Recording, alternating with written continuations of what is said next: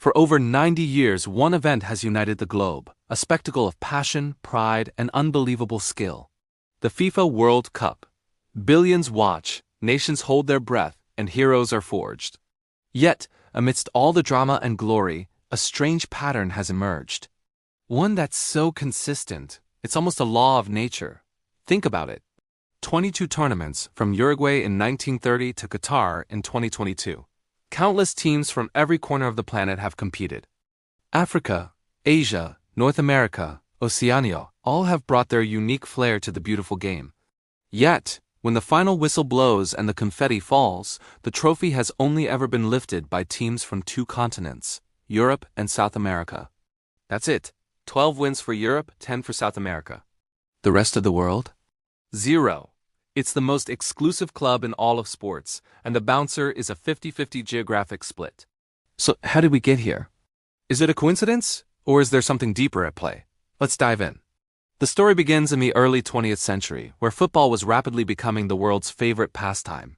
The first World Cup in 1930 was hosted and won by Uruguay, a South American powerhouse. But European nations like Italy quickly joined the party, winning the next two. This back and forth became the rhythm of the World Cup. Brazil, Argentina, and Uruguay from one side. Germany, Italy, and later France and Spain from the other.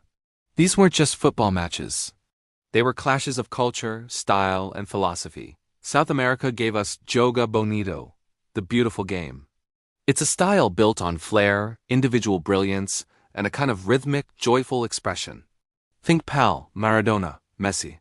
Players who seem to dance with the ball, improvising with a creativity that felt almost supernatural.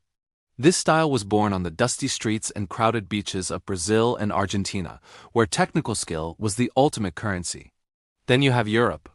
Historically, European football has been about structure, discipline, and tactical supremacy.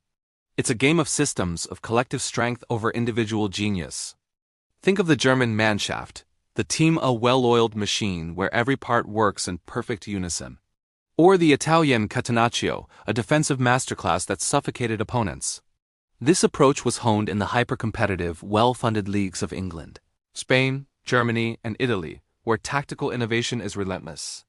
So you have this incredible dynamic, the artists versus the engineers, the poets versus the strategists. For decades, this rivalry fueled the World Cup and kept the trophy locked between the two continents. It wasn't that other continents lacked talent. Not at all. But they were often playing a game defined and dominated by the two founding football cultures. But why hasn't a third continent broken through? Let's look at the factors. First, history and infrastructure. Europe and South America had a massive head start.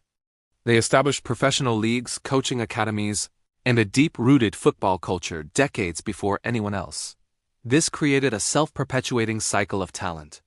The best players wanted to play in the best leagues, which were in Europe.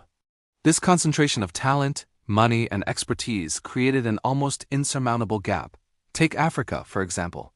The continent has produced some of the most exciting players in history: Didier Drogba, Samuel Eto'o, George Weah. African teams have come agonizingly close. Cameroon's indomitable Lions in 1990, Senegal's fairy tale run in 2002, Ghana's heartbreaking quarterfinal in 2010, and Morocco's historic semifinal in 2022. They've shown they can compete with and beat the very best, but often the challenge has been organizational. A lack of funding, political interference, and less developed domestic leagues have historically held back a sustained challenge for the title. Then there's Asia and North America. Japan and South Korea have become World Cup mainstays, known for their technical discipline and incredible work rate. The USA has shown flashes of brilliance, particularly with their energetic, athletic style. But they've struggled to produce the kind of generational, game-changing superstars that define World Cup winning teams. And crucially, football has had to compete with other major sports for attention and talent in these regions. So for nearly a century, the World Cup has been a two-horse race, a duopoly of dominance. But the world is changing, and so is football. The beautiful game is more globalized than ever. The money and influence that were once concentrated in Europe are spreading. We're seeing massive investment in leagues like the MLS in North America and the Saudi Pro League. This brings us to 2026. The next World Cup is poised to be a game changer. For the first time ever, it will be hosted across 3 nations: the United States, Canada, and Mexico. The tournament is also expanding from 32 to 48 teams. This means more slots for teams from Africa, Asia, and North America. More opportunities to gain valuable tournament experience. More chances to cause an upset. So, could 2026 be the year the duopoly is finally broken? Let's look at the contenders. The host nations themselves have a unique advantage. The USA team is brimming with young talent playing at top clubs across Europe: Pulisic, Reina, McKennie.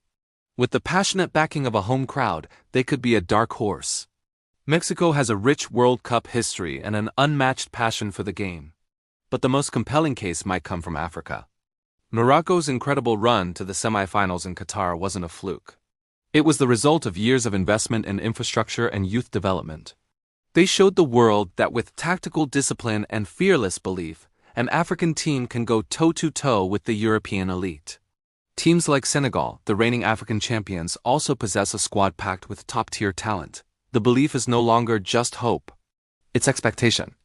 What needs to happen for a breakthrough? It's a combination of factors. A golden generation of players all peaking at the same time, a world-class manager with a clear tactical vision. A bit of luck, the right draw, a favorable bounce of the ball.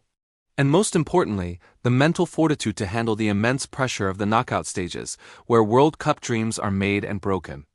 For decades, teams from outside the Big Two may have carried a psychological burden, a feeling that they were the underdogs destined to fall short.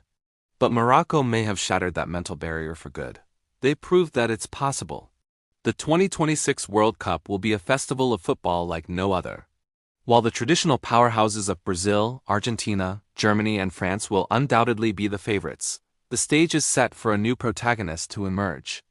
Will an African lion finally roar its way to victory? Will a North American eagle soar to new heights? Or will the old guard of Europe and South America once again prove that class is permanent? One thing is for certain. The walls of the world's most exclusive club are starting to crumble. The rest of the world is no longer just happy to be there. They're coming to win.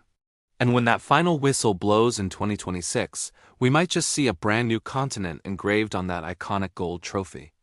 The whole world will be watching. Thanks for joining us on this journey through football history. If you enjoyed this, don't forget to like, subscribe, and hit that notification bell so you don't miss our next deep dive. See you next time.